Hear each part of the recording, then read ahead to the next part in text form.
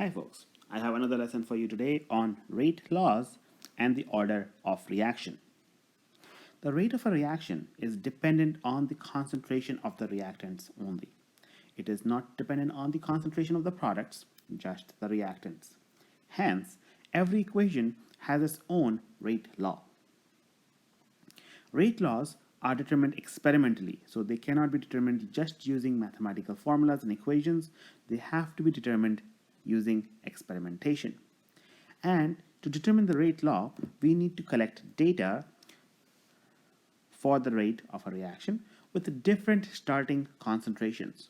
So different initial concentrations of the reactants are required so that we can test and see how that concentration has an effect on the rate. When we write a rate law, this is what a generic rate law kind of looks like. Rate is equal to K, which is a rate constant, times the initial concentration of the reactant to the power of X, which is the order of reaction. Right? And the unique thing about the rate constant is that it is unique for every reaction. So it's not a fixed value. It will be different for every reaction, and it is also dependent on temperature. So if you change the temperature, then the rate constant, the K value, will change.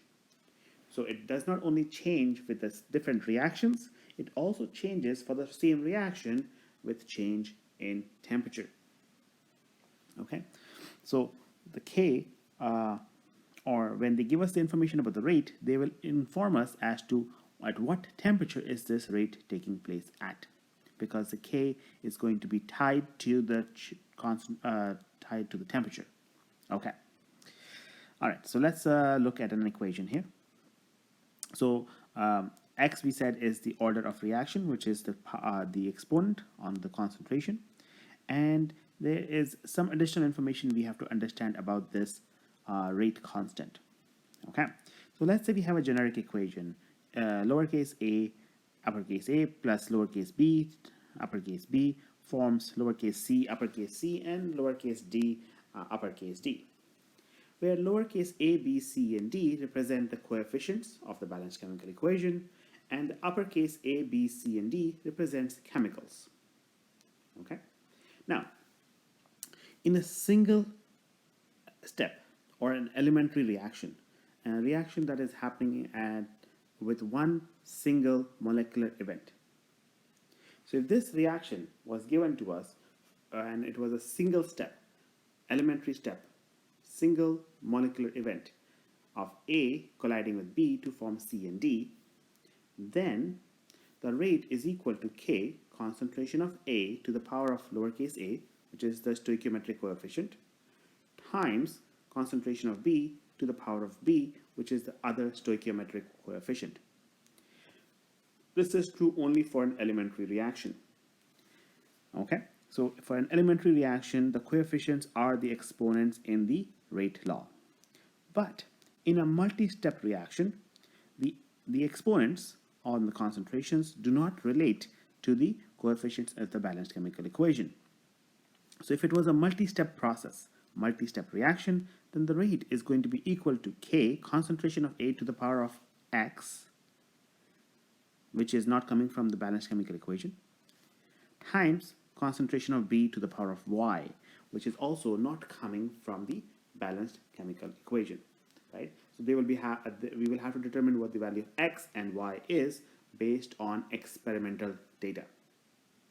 Okay, so where X and Y are not directly related to the stoichiometric coefficients, so they have to be determined using experimental data, as I just indicated.